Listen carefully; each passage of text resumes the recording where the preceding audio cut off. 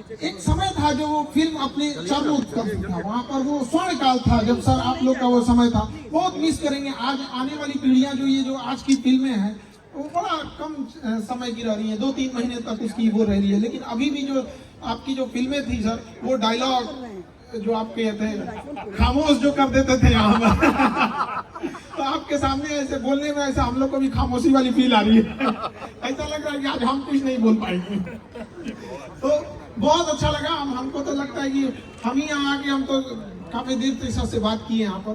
और डॉक्टर और हमारे व्यास जी, आपने जो भोजपुरी को, जो भोजपुरी की रंगत है, जो उसकी गहराई है, जिसको आपने बचा के रखा है, इसकी जरूरत है। न कि भोजपुरी की जो अभी जो हम देख रहे हैं जो पतन की ओर हो रहा है, गाने में जो अश्लीलता, जो नग्नता परोसी जा रही है, वो चीज को आपने जो बचा के रखा है। ऐसे बहुत लोगों की जरूरत है। भोजपुरी जैसे महान भाषा, हमन सन के तो भोजपुरी बोल के बड़ भइल बन जाए यहाँ पे। अब देखे नहीं कि भोजपुरी की जो दुर्दशा भइल बा, जो भोजपुरी के देखला के बाद जो एगो मानसिकता बन गई बा, तोरा के देख के बड़ा दुख होला। तोरा लोग के बचैले बन जाएगा। कहती बहुत बहुत धन्यवाद। और लायंस क्लब में जो डॉक्टर्स हैं उन सभी लोग को तहे दिल से धन्यवाद कहते हैं कि डॉक्टर्स पृथ्वी के दूसरा भगवान का जो पृथ्वी का जो अवतार एक तरह से कह सकते हैं, उन लोगों के बीच में। और अभी जो बात हो रही थी हमारे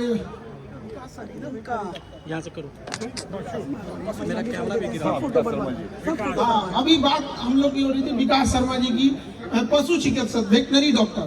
तो देखिए आज ना साइंस इतना डेवलप कर गया है, इंजीनियरिंग और डॉक्टरी इतना अच्छे से घुल मिल गया है कि इंजीनियरों ने MRI, CT स्कैन तो ये जांच कर दिया। जांच करने के बाद पता चलता है यहाँ पे।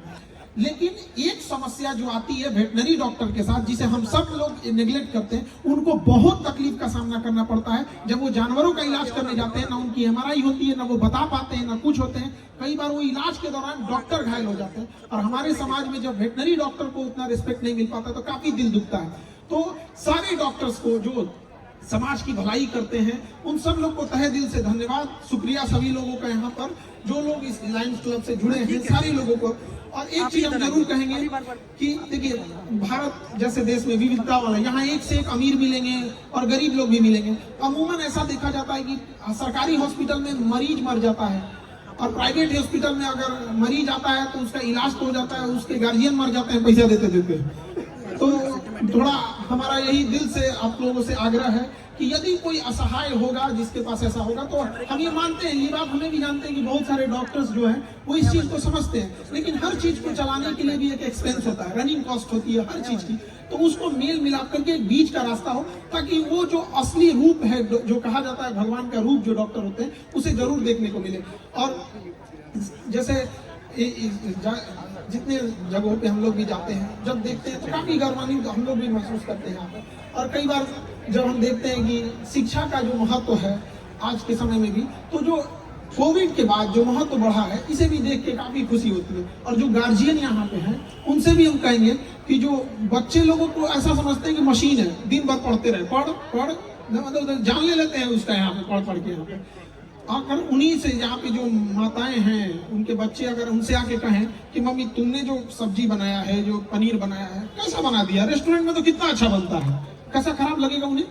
और जब वही कहती है कि तुम पढ़ते नहीं हो, उनका लड़का ऐसा पढ़ता है, तो बच्चे को कैसा लगता होगा। तो बच्चे को एप्रिसिएट करने की जरूरत है, सारे लोगों को एप्रिसिएशन की जरूरत रहती है यहाँ पर।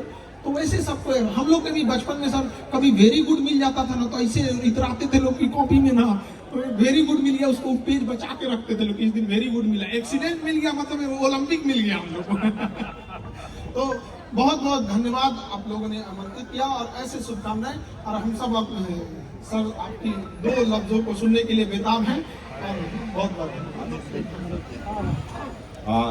हम माननीय शत्रुघ्न सिन्हा जी को पहले अपना माइक दें, उससे पहले डॉक्टर अमूल्या सिंह जी के लिए एक अनाउंसमेंट है, प्लीज आप यहाँ ज्वाइन कीजिए। सर आपको हमेशा खोज रहे हैं। मोबाइल फोन भाई साहब थोड़ा पीछे हो जाए। दूसरी बात की मोबाइल फोन भाई साहब थोड़ा पीछे होइए। खान सर को यूट्यूब मोबाइल फोन भाई साहब थोड़ा पीछे होइए। देखा होगा, आज हम सामने देख रहे हैं। मोबाइल फोन भाई साहब थोड़ा पीछे होइए।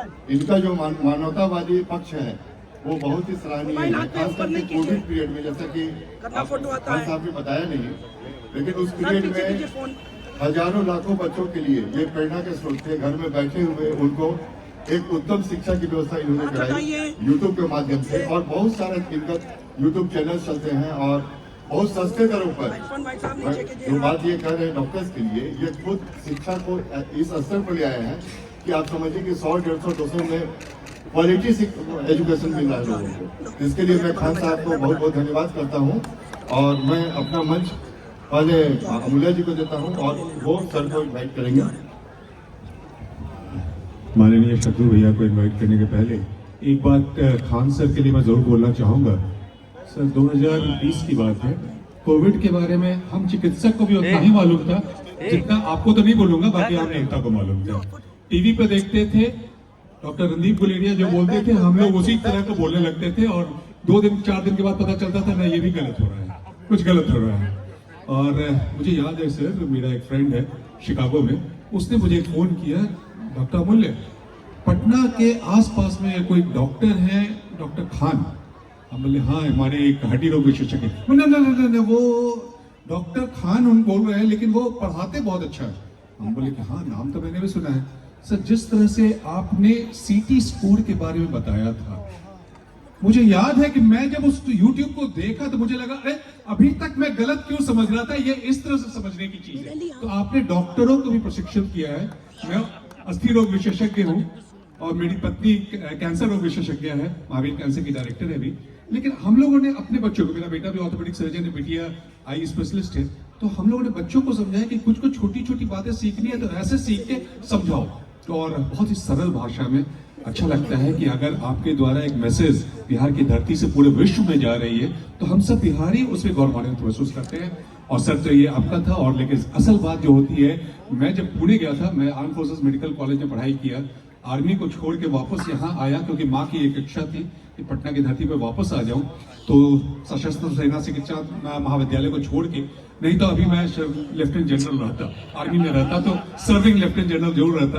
तो उसके बाद मैं आया, तो वहां जब पुणे गया था तो हमेशा एक ही बात होती थी, तुम उस बिहार की धरती से हो जहां से बिहारी बाबू आते हैं, और वो हर बिहारियों के लिए गर्व की बात है। आज भी कहीं भी चले जाओ, एक बात जो हमेशा आती है वो शत्रु भैया के लिए, बगल में खड़े होने का तो हम लोग गुस्ताखी कर लेते हैं, लेकिन भैया आज मैं जान रहा हूं कि आप व्यस्तम समय से समय निकाल के आए हैं, सारे लोग आपको सुनना चाह रहे हैं, देख तो शायद नहीं पा रहे हैं, लेकिन मैं चाहूंगा कि भैया कुछ 2 शब्द। लायंस क्लब पटना की तरफ से आयोजित इस कार्यक्रम में, जहां एक तरफ डॉक्टर समरेंद्र, डॉक्टर जितेंद्र, हमारे अपने भाई और छोटे भाई डॉक्टर अमूल्य, हमारा दूसरा परिवार का सदस्य डॉक्टर विक्रम, और इन तमाम लोगों को, इन डॉक्टर्स का मैं बहुत आभार प्रकट करता हूं। मैं संक्षेप में अपनी बात रखूंगा। मैं कलाकारों के बीच में विघ्न नहीं। मैं जब FTII में गया था फिल्म इंस्टीट्यूट में, तो पहला लेसन मुझे सिखाया गया था, पहला लेसन, कि जब भी कोई कलाकार परफॉर्म कर रहा हो उस वक्त एंट्री एग्जिट नहीं लेनी चाहिए, यानी उसको डिस्टर्ब नहीं करना चाहिए। और अगर कहीं आप नामचीन हो गए तो आप ज्यादा डिस्टर्ब करेंगे, और आपका वो कलीग है, आपका दोस्त है, आपका भाई है, आपका शागिर्द है या आपका गुरु है, तो इस बात का आप ध्यान रखेंगे। तो मैं भरत जी क्षमा प्रार्थी हूँ और आप लोगों से कि आप लोग इतना बढ़िया कर रहे थे, भोजपुरी की मान मर्यादा का, सम्मान का ख्याल रखते हुए इतने अच्छे से प्रस्तुतिकरण था। और उस बीच में हम लोग यहाँ आए, शायद थोड़ी बहुत बाधा पहुँचाई है, मैं क्षमा चाहता हूँ। लेकिन साथ ही साथ आज का दिन मेरे लिए वाकई बहुत ही गर्व का विषय है आज का दिन, कि आज ये धरती पुत्र और धरती गौरव, बिहार का लाल, और जिसने बिहार में कितने लाल को न सिर्फ बिहार में बल्कि देश में तैयार किया है आगे बढ़ने के लिए, संघर्ष करने के लिए, लड़ने के लिए और विजय हासिल करने के लिए, वैसे हमारे अपने भाई, हमारे चहेते, हमारे लाडले खान सर यहाँ पे हैं। और मैं खान सर को आज मिला पहली बार, इनको सुना और इन्होंने बहुत मान सम्मान दिया, कहा कि खान साहब के, तो उन्होंने कहा कि मेरा सपना पूरा हुआ आज आपको देख के, जैसे डॉक्टर अमूल्य कह रहे थे। वहीं दूसरी तरफ इन्होंने और मुझे भावुक कर दिया ये कह के कि इनके माता पिता जो है मेरे बहुत बड़े फैन हैं। तो मैंने इनको वायदा किया है कि कल मैं आपके माता पिता से बात करूंगा और अब की बार आपके क्लास में भी आऊंगा। अगले महीने में, हर महीने आता हूं, क्लास में भी आऊंगा मोटिवेशन के लिए। मैं बहुत जगह मोटिवेशनल स्पीचेस के लिए बुलाया जाता हूं। मैंने कहा मैं वहां आऊंगा और आके बच्चों से बात करूंगा, इंटरेक्शन करूंगा, कुछ उनसे सीखूंगा और कुछ अपनी बातें उनके सामने रखना चाहूंगा खान साहब के सम्मान में।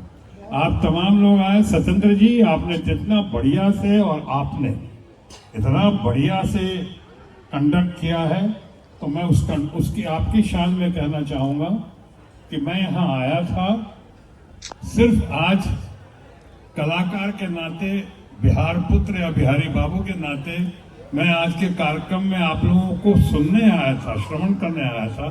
मैं स्टेज पे इसलिए नहीं गया, अब बोल के जा रहा हूँ कि कोई का कोड ऑफ कंडक्ट है।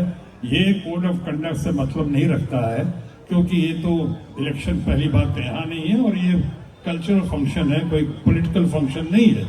लेकिन मैंने अमूल्य को भी कहा, सबको कहा कि देखो आज मुझे सुनने तो, शायद इतना मैं किसी कार्यक्रम में इतने सालों में नहीं बैठा हूँगा जितना आज आके 2 घंटे से यहाँ बैठा हूँ, यहाँ पे सिर्फ सुन रहा हूँ, क्योंकि मैं इसी धरती से गया। मेरी भी जीरो से हीरो की कहानी है। मैं यहाँ से गया, बड़ी कोशिश थी कि यहाँ पे उस समय यूथ फेस्टिवल होता था, बड़ी कोशिश थी कि मुझे यूथ फेस्टिवल में कभी दिल्ली बुलाया जाए। पटना रेडियो स्टेशन पे मैं बुलाया गया था और 5 रुपये भी मिले थे, लेकिन कान पकड़ के निकाला गया था और कहा गया दोबारा पटना रेडियो स्टेशन मत आना। मेरा कसूर क्या था, लाइव प्ले चल रहा था और जहां मुझे डायलॉग बोलना चाहिए था वहां मैंने नहीं बोला, और जहां नहीं बोलना चाहिए था वहां बोला, तो निकाला। तो आज तक पूर्ण सम्मान के साथ कह रहा हूँ, सब जगह गया हूँ, पटना रेडियो स्टेशन दोबारा नहीं गया क्योंकि मैं निकाला गया था। लेकिन आप लोग से सीखता रहता हूँ, आप लोग से मिलता रहता हूँ। आज खान साहब से मिला, आज अमूल्य को सुना, आज इतना बढ़िया। आज समरेंद्र जी की चुस्ती, फुर्ती और स्फूर्ति देखी, डॉक्टर जितेंद्र सिंह की विद्वता देखी, यहाँ पर आप तमाम डॉक्टर्स की आज एकता देखी, वो बड़ा अच्छा लगा। और यही है कि मुझे बांध कर यहाँ रोका, यहाँ पे रोक कर रखा आप लोगों ने, और मैं उसके लिए बहुत आभारी हूँ। इसी बहाने आज खान सर से मिलने का मौका मिला, सुनने का मौका मिला, बहुत कुछ सीखने और समझने का मौका मिला। मैं इससे ज्यादा आज के दिन नहीं कहना चाहूँगा कि मैं आया सिर्फ एक कलाकार के नाते कलाकारों का हौसला अफजाई करने, और इस कल्चरल फंक्शन में इसलिए भी आया लायंस के कि जो पिछला कल्चरल फंक्शन मैंने किया था कुछ दिन पहले, जब मैं केरला गया था, वो क्या सिरोधारा और सब मसाज के लिए, तो हाँ तुमसे तो बताया था मैं केरला जा रहा हूँ, वहाँ गया था तो वहाँ पे पकड़ के ले गए थे मुझे कैलीकट में, और कैलीकट में लायंस का फंक्शन था और बड़ा जबरदस्त था। लेकिन आज के लायंस का फंक्शन में बहुत जान है, आज तो जबरदस्त है ये, यहाँ तो ये भी नहीं कह सकता हूँ खामोश। बहुत बढ़िया, थैंक यू। जय बिहार, जय हिंद।